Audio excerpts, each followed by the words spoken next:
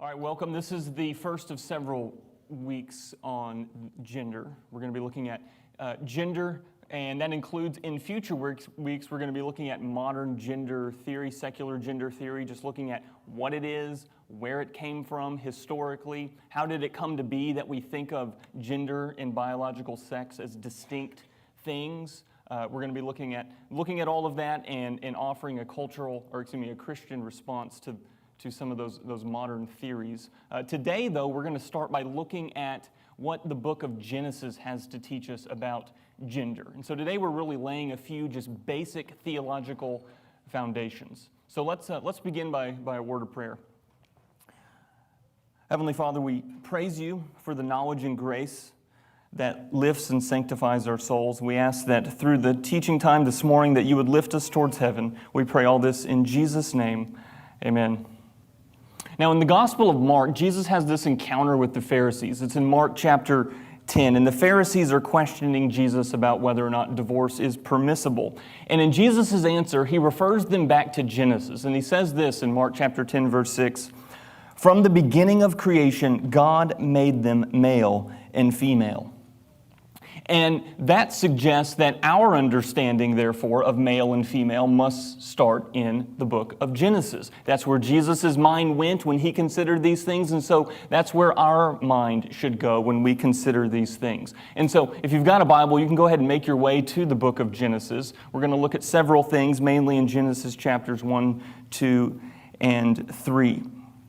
And so if we're going to understand what God has to say about gender, then we need to go to the book of Genesis. And we're going to break this down in two ways, and this is how Abigail Favale does it in her book, Genesis of Gender, and I found it a really helpful paradigm to think about it. So we're going to look at what we learn about gender before the fall, and then we're going to see what we learn about gender after the fall. And of course, by the fall, I'm referring to man's fall into sin. So our first question then is, what does Genesis teach us about gender before the fall? Now, as we start looking here at Genesis, chapters 1, 2, and 3, we're looking at the book of beginnings. And in the ancient world, origin stories are about identity and purpose. And it's important to remind ourselves of that because when a modern person, when a post-Enlightenment person goes to Genesis, they go to it with a lot of scientific questions. But that's not the primary purpose of ancient origin stories. Ancient origin stories establish identity and purpose. And so that means that we can't understand our identity and purpose without understanding our origins. And so Genesis is not a science textbook, it's ancient literature, and it's presenting an ancient cosmology. And so that means it's not about physics only, it's also about metaphysics. And so Genesis is not only about physics. It's not only about the physical world. It's also about metaphysics. It's about the real thing, the true thing that stands behind the physical world. And so yes, there is a physical creation. There is a physical world, and Genesis reveals that to us. And so in Genesis, we learn about the physical thing. But even more so, we learn about the metaphysical thing. We learn about the real thing that explains the physical thing. The real thing, the true things with a capital T that stands behind the physical thing. And so to say that Genesis speaks on that metaphysical level just means simply that the physical reality that God makes is part of and revealing the meaning and purpose of God's world.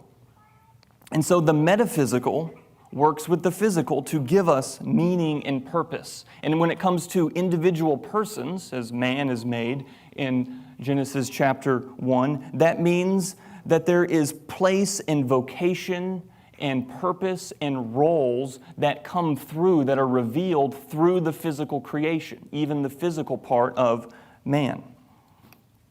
And so when we look at what we learn about gender in this pre-fallen world, there's really 9 things that I want to draw your attention to here.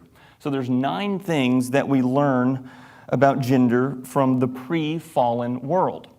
Now, the first 3 have to do with God himself because God's the one who makes persons with distinct genders. And so we start here with 3 things in particular that we learn about God from Genesis. The first thing we learn about God is that God is being itself. God is being itself, and I would capitalize being there. Now, I know that's philosophical language, and so that might turn you into blue screen immediately. But it's not complicated, trust me, so just follow me here. God is being itself. Okay, so when we see in Genesis 1, the early description of the world is that the world begins formless and void. So that means there's no other deities here, there's no violence here, but there is a void that God comes to fill. There is nothing that God replaces with something. And this God that we encounter in Genesis 1 has no parents.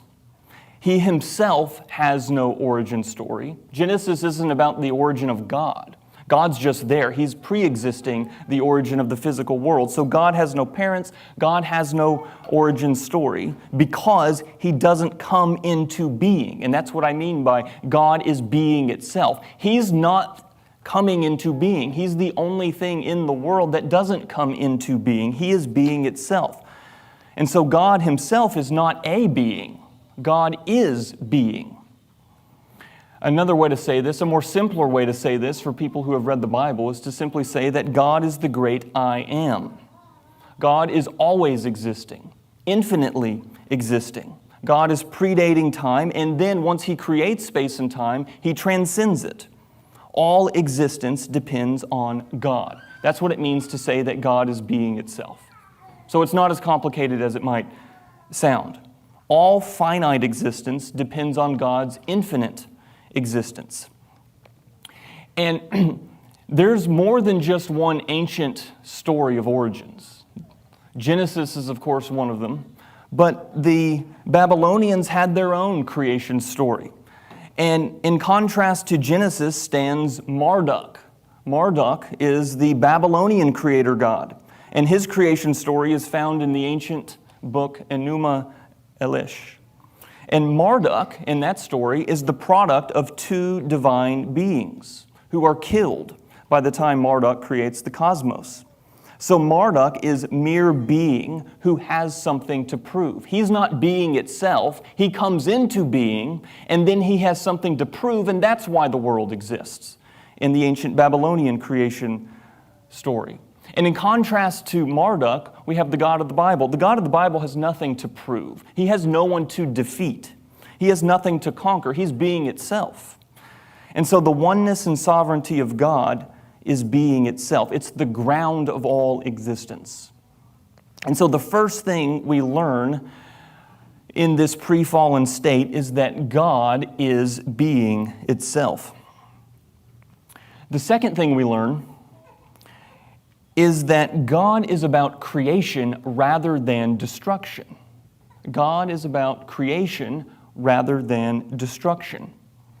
And you might think that's a strange thing to point out when you read Genesis, but in the Enuma Elish, creation is secondary to destruction. In that creation story, creation is like an epilogue. It's buried at the end. But in Genesis, creation is God's central activity. And so there is no need to explain God's existence or His rise to power because there is no rival, there is no violence, there is no contention, there is nothing He has to compete with in His origin story. And so Genesis begins with God creating the heavens and the earth. It begins with creation. There's nothing to destroy. And so it begins with creating the heavens and the earth. And creation is intentional, it's orderly, which is to say it's not by accident. It doesn't happen randomly. And in contrast to the Enuma Elish, it doesn't happen by destruction. In the Enuma Elish, the creation of the world happens by destruction. But in the Bible, creation happens through language, and God speaks the world into being. And so as we look at this pre-fallen state, we learn first that God is being itself, and that second, God is about creation rather than destruction. And the third thing we learn specifically about God is that God creates the cosmos. God creates the cosmos. And of course, this is the most obvious thing we see in Genesis 1. When you look at Genesis 1, you really have a God's eye view of creation. The tension isn't between God and some other deity. The tension in Genesis 1 is between absence and presence. The tension in Genesis 1 is between nothing and something. There is no conflict and violence between God and another deity. There's conflict later, of course, but not in Genesis 1. From day 1, then day 2, and so on, you see creation unfolding, and creation unfolds as an integral, interconnected whole. God is making the cosmos, and there's this rhythm to Genesis. There's this poetry to Genesis, and each day of creation is pronounced by God as good. And so God is about the unfolding, Genesis is about the unfolding of the cosmos in this wave of creation, a wave of productive good, and it reaches its apex on day 6 with the creation of human beings. And human beings, we are told, it's good. In fact, we're told it's very good. And so these human beings are made good. As you get into Genesis 2, of course, Eve is made, so we've got multiple human beings here, and these human beings are made good, which is to say they're not guilty. They are good, and they bear the image of God, their Creator. And in this state, before the fall, God creates work for them to do. And so He creates them with the dignity of work. They're not made to be slaves. It's not work like that. They're tasked with tending the earth and filling it with life. And so this is a dignity that is rooted in their role as image bearers to cultivate the earth. All right, so we see these 3 foundational things here in the pre-fallen Genesis. We see that God is being itself. We see that God is about creation rather than destruction. And then we see third that God creates the cosmos. And that leads us to our 4th thing that we need to see in Genesis in this pre-fallen state. And that is that God makes sexual differences. So the God who is being itself, the God who is about creation rather than destruction, and the God who creates the whole cosmos, this God makes sexual differences. And so we read in chapter 1, verse 27, that God makes them male and female. Now, this is all the more striking when you compare it to the Enuma Elish. The Enuma Elish, remember the Babylonian creation story, it has nothing to say about women specifically. The central narrative conflict in the Enuma Elish is a war between Marduk, who is the masculine god, and his foremother, Tiamat.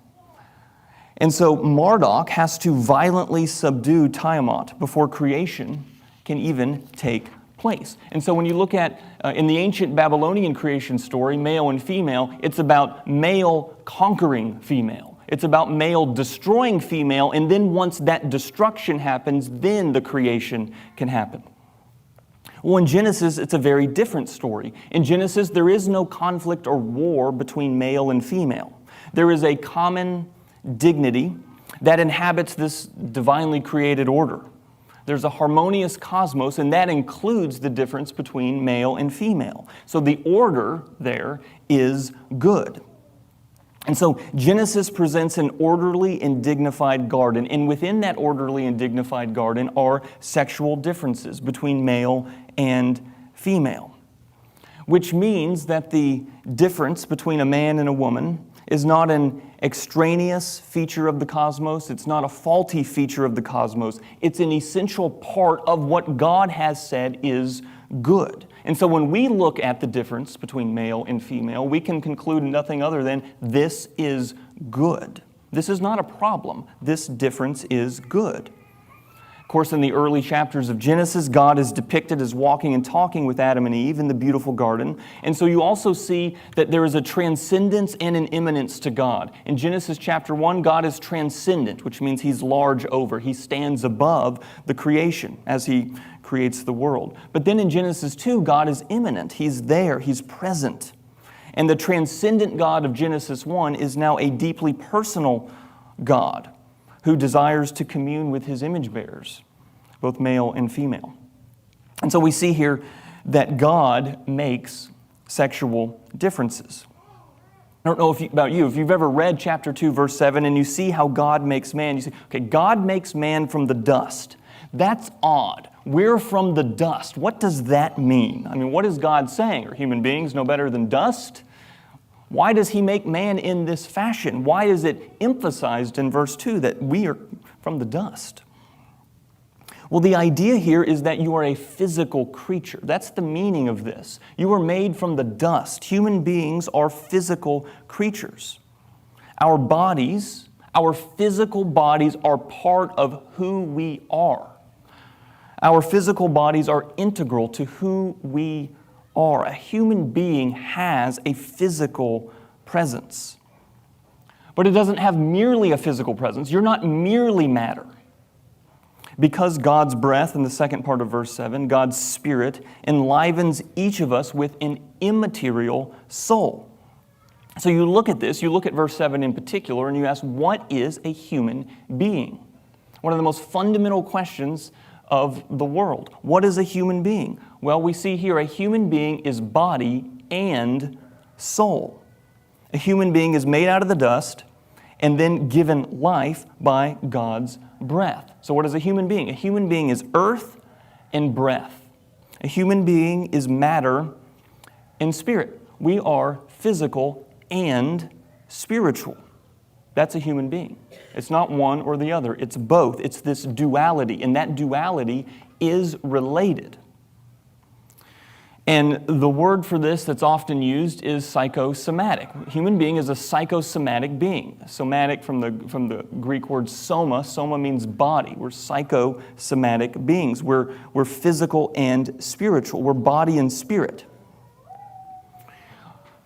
But the limitations of science cannot explain this. I mean, yes, science can explain the body. We can have x-rays and we can have MRI machines and we can do surgery on the physical body and we can say a lot about the physical body. But the limitations of science cannot explain the mind. Science cannot explain the spiritual aspect of human existence. The limitations of science cannot explain the mind. You can't do surgery and pull out the mind and then look around and see. The limitations of science extend to the will. Science cannot explain the will. You cannot empirically examine the will. You can't do a surgery and then pull out the human will and examine it and then reproduce it in a textbook in a 3D diagram. The limitations of science cannot explain personality.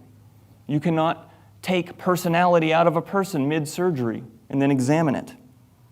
The limitations of science cannot explain the consciousness of human beings. You can't pull that out and examine it. You can't hold consciousness in your hands. And so we are body and spirit. But the creative breath of God cannot be tamed by scientific observation. And so what is a human being? A human being is body and spirit. It's a psychosomatic union that we read about in Genesis chapter 2, verse 7. But we have to admit on some level this is a mystery.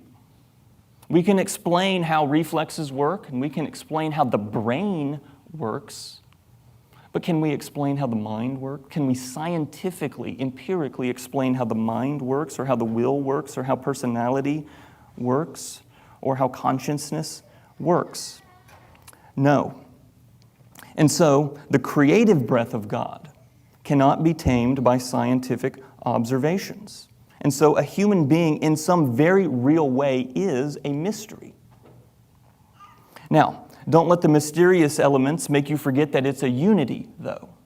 There's a physical element that we can see, and that physical element does reveal something of the more mysterious element, of the spiritual element, that element that we can't examine through empirical science.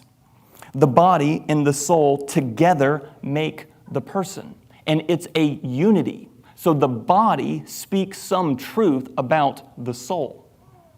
And so we're not simply bodies. The human person is stamped by the image of God and given spiritual life. But neither are we purely spiritual beings who transcend our physical conditions. Our souls animate our bodies. Our souls need our bodies. This is called life. And it's formed in accord with the divinely ordained difference between men and women. And so we see that God makes sexual differences, but also God makes humans as body and soul. The sixth thing we see here in this pre-fallen state in Genesis is that God makes man a companion. God makes man a companion. About 6 months or so, I taught a marriage Sunday school class with this very point. As marriage is companionship, and we kind of explored the implications of this as it relates in particular to a healthy marriage. We're going to look at this same point, though, now with a different emphasis. Okay, so God makes man a companion. And when you look at the creation account, there's a poetic rhythm to Genesis. There's a poetic rhythm throughout the creation account, but that rhythm is disrupted in chapter 2, verse 18. So what we see in Genesis 1, there's this refrain, and it was good. We're told this after each day. But then in Genesis chapter 2, verse 18, it says the opposite words for the first time. In chapter 2, verse 18, it says now, it is not good. So look at it, verse 18. What is not good? Well, it says, it is not good that the man should be alone. I will make him a helper fit for him. So it is not good that man is a solitary being. It is not good that man is one of a kind. That is not good. The human, the man, needs a companion. He needs a counterpart. And so the Lord brings to Adam all the animals he made. Adam names them. And then it says at the end of verse 20 that among all the animals presented to Adam, none was a fit helper for him. That is, none was a fit companion for him. So God takes a new approach. Rather than making animals out of the ground and presenting them to Adam, God now decides to put Adam to sleep in verse 21. And from one of Adam's ribs, he forms the first woman and presents the woman to Adam in verse 22. And then notice Adam's response. What is Adam's response in verse 23? Adam's response is he says, "At last." That's what it says. "At last," Adam says. In other words, Adam responds with wonder upon seeing the woman for the first time. At last. That's an expression of delight and relief. So look at it all here, verse 23. Then the man said, "This at last is bone of my bones and flesh of my flesh. She shall be called woman because she was taken out of man." So notice that phrase, she is bone of Adam's bone and then flesh of his flesh. And that's what Adam says. That's what he observes about her. At last, bone of my bone and flesh of my flesh. So Adam recognizes that she is like him in a way that the other creatures are not. Bone of my bone, flesh of my flesh. She is like me in a way that the animals are not. And she shall be called woman.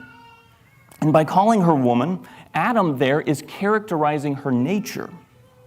And her nature indicates the sort of life lived, the sort of roles fulfilled, and the function. And Adam recognizes that she is not exactly like him, so she can't be called man. Woman is like him and not like him at the same time. And their difference is complementary, but it is asymmetrical. They are not mirror images. When man looks at woman, it's not exactly like him, but it's not that they're polar opposites either. So she resembles him in shared humanity, bone of my bone. But she differs in the feminine form of her humanity. And so there's a sense of sameness and a sense of difference between man and woman. The sense of sameness is that they are both human beings. And the sense of difference is that he is a man and she is a woman. And this sameness and difference, notice, is part of the creation prior to the fall, which means it is necessary to maintain that sameness, difference reality even today. And secular gender theory is confused on this point. It's not unified either. There's a lot of different strains, as we'll see in coming weeks. I'm not going to get into all this today. But some advocate for an extreme unity of the sexes, basically where men and women are interchangeable. But others advocate for an extreme polarity between men and women, where men are from Mars and women are from Venus. And that kind of misses the mark in a different way. So sexual difference is a particular kind of difference because it is a difference that is arranged purposely to correspond to the difference of the other. One body is designed to fit the other body. One body is designed to fit another kind of body. And so the male biology signals a certain kind of role, a certain kind of capacity, and a certain kind of gift that has a communion with the role and the capacity and the gift of the female biology. And the word complementary is perfectly okay there to define what that relationship is. And the differences between man and woman create fruitful and vibrant relationships. And those fruitful and vibrant relationships create fruitful and vibrant communities, which then create fruitful and vibrant societies. You trace that back, then how do you have a fruitful society? Well, you have a fruitful community. How do you have a fruitful community? Well, you have a fruitful marriage between man and woman. And these sexual differences between man and woman are the very thing necessary to bring another human being into existence, to create that fruitfulness, to create communities, to create societies. And so what we see here is that problem is announced in verse 18. It is not good for man to be alone. And God's solution is sexual differentiation. In other words, God makes man a companion, and this is good. All right, let's move now to the seventh thing we learn in this pre-fallen state. And that is that God privileges the male-female relationship. God privileges the male-female relationship. The sexual difference between man and woman, it's not a mishap, it's orderly, it's purposeful, and it's a cause for celebration and wonder, for Adam, especially in verse 23. And the difference between them is good. Their bodies, made male and female, are good. They're part of the created order, which is good. And in Genesis, especially chapter 2, the male-female relationship is privileged. When God made a companion for Adam, He didn't give him another man. He made a female rather than another male. And so the male-female relationship is privileged.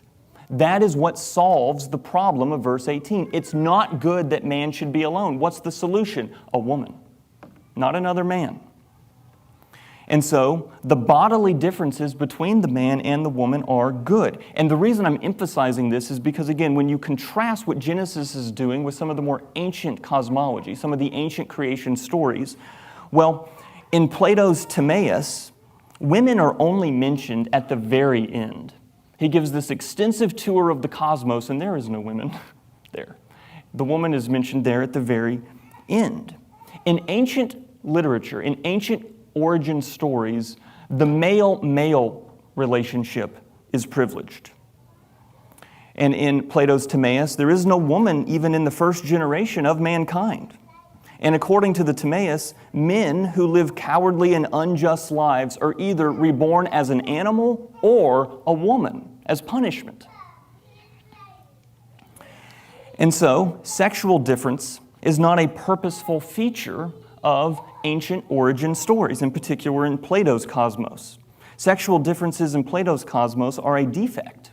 It's a bug. The male figure is closer to the divine image than the female figure is in Plato's Timaeus. And so in ancient literature, especially Plato's Timaeus, you see this privileged bond between men. But this is a theme. You see this in other ancient friendships. Consider Gilgamesh and Enkidu. Consider Achilles and Patroclus. Consider Aristotle's writings. And Aristotle's writings on friendship. It's the man and the man relationship that's privileged. But not so in God's world. What we see is that before the fall, God privileges the male-female relationship. And so, It's not just that God makes man a companion, but it's also that he privileges that relationship between man and woman. The eighth thing to consider in this pre-fallen state is that God makes the body in order to reveal the person. God makes the body in order to reveal the person. God makes this physical person, and then he breathes life into it. Remember, chapter 2, verse 7. And the body here reveals the person. The physical body is the visible reality that manifests the soul. In other words, personhood is revealed through embodiment. Personhood can't be revealed without the body. And so personhood is revealed through the body, which means the body speaks some truth about the person. The body, the physical part, speaks some truth about the spiritual part, especially as it relates to office and calling and purpose and vocation and roles. And to say this differently is to just say simply that the soul is engendered. Remember what we observed earlier. A person, a human being, is body and soul. And that it's a psychosomatic union. It's a unity between the physical and the spiritual, such that what's seen visibly and physically is revealing something about the spiritual part of the person. And so the soul is gendered. And personhood, the physical component of that, is revealed to others through the body. And so when Adam recognizes the woman, her body speaks some truth of her existence and of their relationship and of her role and of her office. And Adam is struck with joy and wonder at the revelation of the person with who he can at last have true companionship. And so the body there reveals the soul. The body reveals the spiritual reality. The body makes visible what is invisible. The body transfers into visible reality the spiritual mystery. And so God makes the body in order to reveal the person. And this is one of the dangers we have in the way we talk about heaven, as if that's permanent. No, the new heavens and the new earth is what we're aiming for here. And what of our bodies then? They're resurrected and reunited with our soul. The heavenly state, the disembodied state in heaven, may be a temporary thing, and it may be glorious for what it is, but that's not the end, and that's not the end goal. The end goal is going to see that physical body perfected and glorified, united with the soul. And the body is revealing the person. And that will be true in the future as well. The ninth thing to observe here in this pre-fallen state is that God establishes a relationship between language and reality. God establishes a relationship between language and reality. This is a point we're going to come back to quite a bit in the coming weeks. And I want you to go ahead and see this now while we're in Genesis. In Genesis chapter 1, God creates the cosmos ex nihilo, out of nothing. In Genesis chapter 2, man uses language to name and to describe what God creates. And so the pattern is this. Genesis chapter 1, divine speech makes reality. Genesis chapter 2, human speech identifies reality. That is the point of human speech. Human speech identifies what God made. So God uses language to create. Man uses language to describe what God created. For example, Genesis chapter 2, the parade of animals, the subject of many children's Sunday school classes. Man names the animals. But when man names the animals, he's not imposing meaning upon those animals. He is recognizing the meaning that he can observe through their physical existence, and then he names them. So, Genesis chapter 2, verse 19, God creates the animals, and he presents them to man. Adam then discerns each animal's distinct nature and bestows a name that proclaims that nature. And so, for example, when God brought out the ostrich, surely he was trying to get a laugh out of Adam. I don't see any other point. Surely when God trots out the ostrich and says, name this one, he's trying to get a rise out of Adam, isn't he? How can you look at an ostrich and not laugh? So Adam looks at the ostrich, he doubles over in laughter, and then he says, that's an ostrich. The name represents the meaning of the animal. And this dynamic continues into chapter 2, verses 21 through 23, when God makes the helper, and man names her, woman. Adam recognizes that she shares his nature, but in a modality that is distinct from his own. So Adam thinks, okay, here's this woman he's made, or here's this companion that God has made for me. What word communicates that this creature is simultaneously like and unlike me? What word will describe that reality that God has made? And he chooses a word, and the word he chooses has a twofold reality. The word is woman. The Hebrew word is isha. The word isha includes the word ish, which is the word for man. And so the name that Adam gives to the woman, it doesn't impose meaning upon her. It recognizes the meaning in her. The name woman reveals that she shares his nature, but in a different mode. And so according to Genesis chapters 1 and 2, what is the relationship between language and reality? Well, language is only true and meaningful when it corresponds to reality. This is called the correspondence view of language. Now, in gender theory, the constructivist view of language thinks that reality is merely linguistic. Reality is a social construction that projects personalized meaning onto the thing. I know that's a bunch of gobbledygook when you hear all this spoken out loud. What that means simply is that in the gender view of language, I decide what this thing means, and I will construct language to impose my meaning on the thing. But that's not what we see in Genesis. In Genesis, meaning intrinsically exists in what God creates. And man's job is to make words that reveal the truth about God, God's Word, and God's world. And that is how we also ought to use language. All right, so we see here 9 things that we learn about gender in this pre-fallen state. The first 3 have to do with God himself, and then the next 4 through 9 have to do with what we learn about gender. But as we know, in Genesis chapter 3, the fall comes. So now let's ask the question, what does Genesis teach about gender in the post-fallen state? Let's consider 3 things. First, notice that after the fall, Adam and Eve confuse personhood. They confuse personhood. So the first consequence, we're now in Genesis 3, the first consequence of eating the forbidden fruit is sudden awareness that they're naked. We see this in chapter 3, verse 7. So what do? They realize they're naked, and so they make clothes to hide themselves in verse 7. And then they hide from God in verse 8. Now all this harkens back to chapter 2, verse 25, when Adam and Eve were naked and not ashamed. But now something's gone wrong. Their naked bodies that were once a source of wonder and joy now elicit discomfort. Now it brings shame.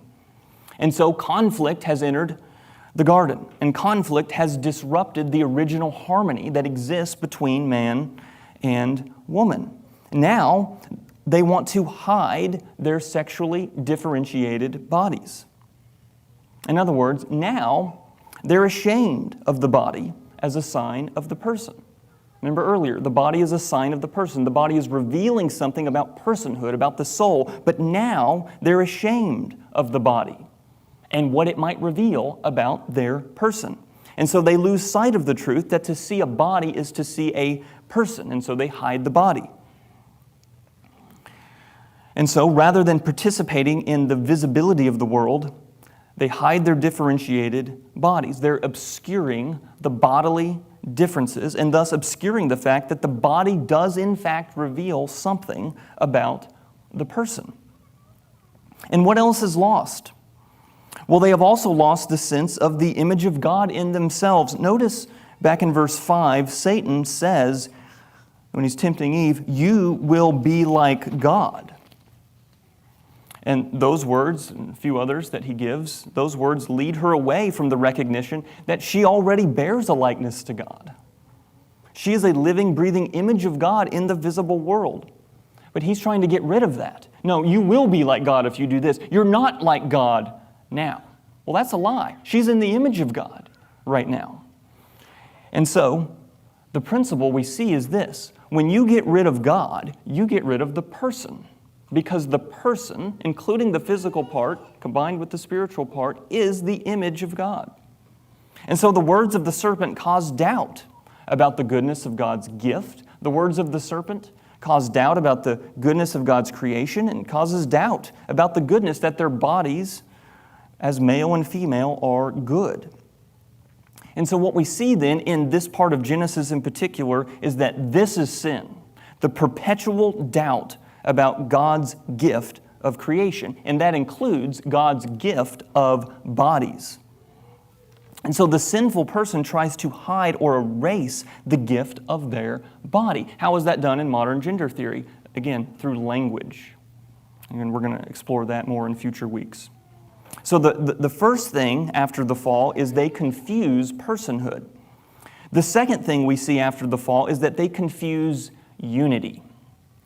They confuse unity. Remember unity, how we used that word earlier. There's a union between man's physical and spiritual existence, the psychosomatic unity. So the physical part of man and the spiritual part of man create a union. And after the fall, they confuse that unity. Sin fractures the original spiritual somatic union. Now, the body resists the spirit. Now, the body is something that needs to be tamed and hidden. And so the outer rupture leads to an inner rupture that separates the outer from the inner and makes it difficult to identify oneself by the body. And the rupture means that people have difficulty identifying oneself with their own body. In other words, they become depersonalized. Okay, so in other words, when you separate the unity, you're depersonalizing someone because a person is necessarily body and soul. So what happens, though, if one of those is now erased from our thought? Well, then you have depersonalized the person. You've dehumanized the person, to use modern jargon. And so, once we depersonalize someone, they become objects to us. So if you separate a person's physical existence from their spiritual existence, then you are objectifying the person. And how this often works for modern people is we forget the fact that people are spirits. And so we look only at their bodies. We objectify them. And this usually goes by the name of lust. Lust starts when we erase human identity. Human identity, a human person is physical and spiritual. But when we remove one of those, then that person is just matter.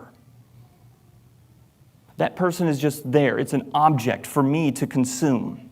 The body is objectified when it's divorced from the inner person. And that's so often what's happening in lust. We're looking at the matter. We're looking at the physical. But we're not accounting for the whole. Because if you accounted for the whole, you would know that there's so much more than just an object. And so the second thing we see in the post-fallen state is that they confuse that psychosomatic union. And then the third thing they confuse, and we're going to close with this, the third thing they confuse is language. After the fall, they confuse language. So tying back to what we observed a moment ago about the purpose of language, of human language in Genesis. So when God confronts Adam and Eve in Genesis 3, verses 8 through 13, after they've sinned, their reaction is to equivocate. Their reaction is to blame others. Their reaction is to mislead. They're twisting the truth. They're behaving just like the serpent. But what's going on there? Well, their language is perverted. Before, as we saw earlier, Adam used language to describe the reality that God made. Earlier, Adam used language to match the reality that God made. But now Adam and Eve use words to confuse the reality that God made, to manipulate reality. Notice, for example, in verse 12, chapter 3, verse 12, the man said, "The woman whom you gave to be with me, she gave me fruit of the tree, and I ate." Notice how he doubles the verb gave. So our attention's being drawn to the notion of a gift. Well, earlier, remember, Eve, the woman, is presented to Adam as a gift, the companion, something that causes wonder and amazement for Adam. But now the gift is twisted. "The woman you gave to be with me, she gave me fruit of the tree, and I ate." So Adam's words now reject God's gift of the woman, what he was just a few verses earlier celebrating. Now he's twisted it, and now he's blaming her. He's turned the gift upside down. And so what do we learn after the fall? Well, we see that they confuse personhood, we see that they confuse unity, and third, we see that they confuse language. And so as we wrap this up for today, we see two genders before the fall and after the fall. Before the fall, sexual differences are orderly and natural. They are experienced as a gift and a source of fruitfulness and companionship. There is a balance between sameness and difference that cooperates to fulfill the mission God gave them to fill the earth and to subdue it. After the fall, there's a fracture. Not only is the earth fractured, but personhood is fractured. And that includes the sexual differences between man and woman. And in this fractured state, the human person loses his psychosomatic unity. And an inner conflict begins to erupt outwardly, the fig leaves hiding the body and so forth. And so male-female differences are no longer recognized as a gift, but now there's something to be hidden, there's something to be ashamed of, there's something to be opposed. Now, there's more than just before the fall and after the fall. There's also after redemption, after Christ. This isn't the end of the story. Genesis 3 is not the end of the story. The final redemptive work corrects the opposition. The redemptive order of Jesus Christ goes back to the beginning and removes the opposition of sin, and in so doing, restores full personhood. That's what happens in redemption. Remember, when Jesus handles the question of the Pharisees confused about male-female relationships in application to divorce, he refers them back to Genesis. And he says, Mark chapter 10, verse 6, "From the beginning of creation, God made them male and female." Which means, according to Jesus, a right view of the sexes begins with two presuppositions. First, God is the creator, and second, that God made people male and female. And so that means the grace of God has power to heal whatever is wounded, whatever is fractured because of the fall. The redemptive order requires us to receive anew the abundance of the gift of male and female, which means, you might be thinking, okay, well, that'll come in the new heavens and new earth, and certainly it will most fully. But even now in the church, as God's redemption works itself out now, even in the church, before Christ returns again, that healing must take place. In other words, the church must get male-female relationships right. And this is how we can testify to the truth of the gospel to the world when we speak truth that corresponds to the reality God gave. And bring into that conversation, of course, how Jesus Christ heals the fracture that is now evident, that is now erupting in the modern world. And so what we'll do in future weeks is we're going to look at the modern world. We're going to look at modern gender theory, its history, its philosophy, its theology, how it came to be. It's very recent, how it came to be that biological sex was divorced from gender, and then how we as Christians ought to think faithfully about it.